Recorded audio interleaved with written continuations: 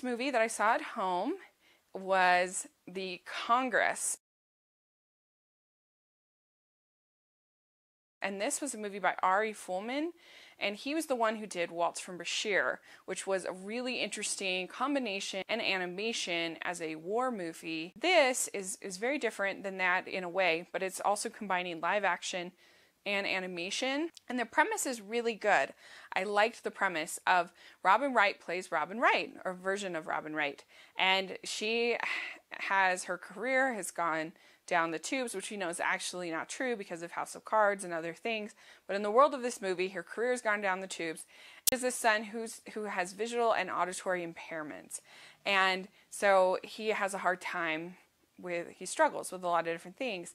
And so she gets offered by Danny Houston, who plays this studio exec, that they will create this sort of digital version of herself, and so that way she can always be young and beautiful, and she can be in movies that she doesn't feel like she can do as an actress. She has this thing about not doing sci-fi movies and not doing franchises. But as the digital version of herself, she gives up that right to decide what movies she would be in, but she just gets to collect the check. And so she can keep being in movies even after she gets very, very old, because it'll still be the young version of herself. Harvey Keitel is in it as her agent, and Jon Hamm plays a animated character, because as part of being this digital character, she can't act anymore, but she can be part of this whole digital community, and they have this convention where she's invited to speak, because she becomes this sort of hero in the movement. And so when she enters the convention, it turns into a full animated world. And the idea is kind of that everybody sort of becomes their digital reality, I guess.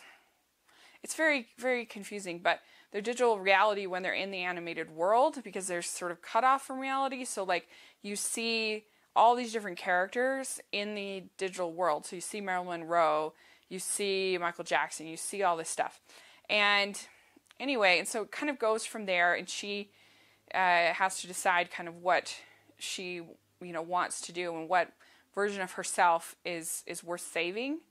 And the thing, it had a lot of interesting ideas, and it looks beautiful. It's very well done, but I really thought it was very self-indulgent. There was a lot of things that it was like, okay, we've got it. You don't have to have Michael Jackson being the waiter.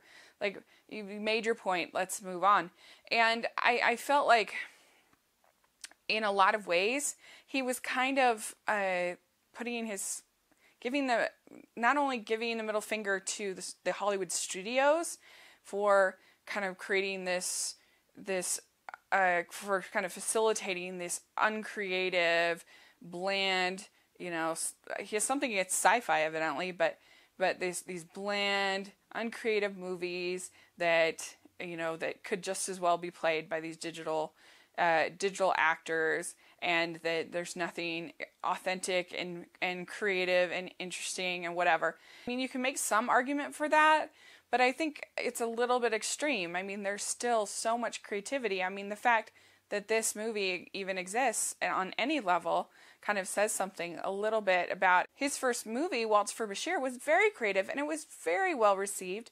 And so I'm not sure what it is why he has this bone to pick in particular, but where it really kind of annoyed me was he not only gives the middle finger to the studios, but he also gives it to all of us that love movies, because he makes the point that supposedly, because we're spending all this time with digital content instead of like interacting with the world, that we are no better than these execs who are creating these digital characters in the movie. He talks about how that like people could have been helping the Robin Wright's son to overcome his challenges and disabilities, but instead we're wasting all our time with this digital content.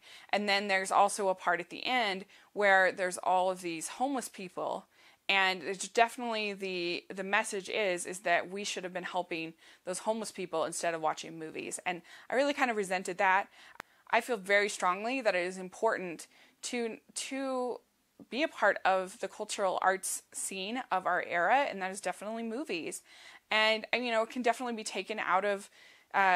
You can definitely go too far with it, and I probably do. I probably watch too many movies, but I also am very involved in a lot of different causes, and I resent him accusing me of somehow dehumanizing me because I like movies. That somehow means that I'm not as aware of the human needs and as charitable a person as he would like. That bothered me. So in the end, I can't say I recommend the Congress. It's also definitely adult only. It has, let's just say, it has animated sex. So it's ambitious, it's bold, but in the end it turned me off, and I didn't like it. So that's the Congress, and I'll talk to you later. Thanks.